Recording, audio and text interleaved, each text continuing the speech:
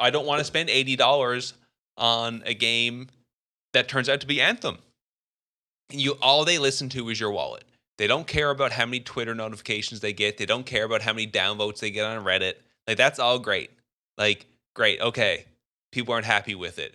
But no, the people who are going to be upset about you guys being unhappy with it are like the community managers. Like the developers will read Twitter and will read Reddit, but the developers and the community managers don't decide what happens with the game. Yeah. They don't decide when it comes out. They don't decide what the next project is. They don't decide what the storyline is or how the development cycle is going to go. It's the people at the absolute top of the food chain, and all they care about is the almighty dollar. It's the bottom line. So just don't support games that aren't finished. Don't support games that that the developers or the publishers haven't done what you feel a game should be doing.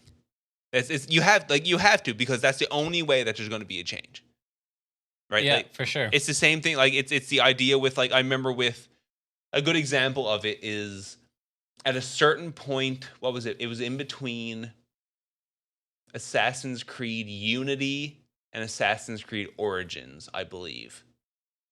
That the community just like Assassin's Creed Unity came out and was just like broken, not like very obviously not finished, especially for a series that's like pretty well known to be like, we're pretty polished, but it's just like it's a rehashed engine just in a different location, right?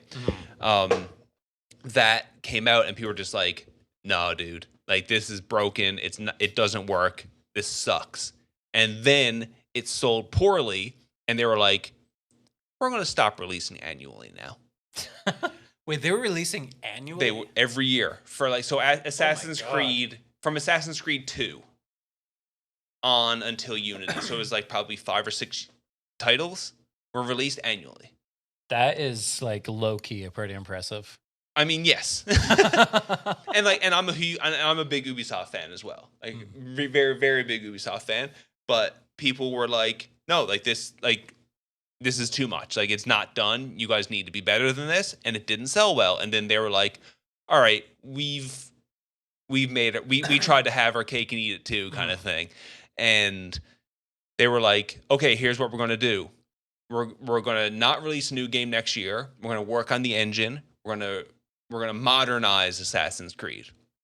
And then it was like a 2-year wait, and Assassin's Creed Origins came out, which then they had completely redesigned the combat system, the looting system, the items, all that kind of stuff. And Assassin's Creed Origins was great. Assassin's Creed Origins was good. But then Assassin's Creed Odyssey came out a year or two later. I think it was 2 years later. And that game is fucking fantastic. It was like, okay, they took a breath. They had a second to take a breath and be like, okay, we really need to think about what we're doing. Because Assassin's Creed is a fantastic selling title, of course. Very, very popular. But people spoke with their wallet. We're not buying this anymore. Like, we're done. And they're like, okay, heard loud and clear. And then they made better games.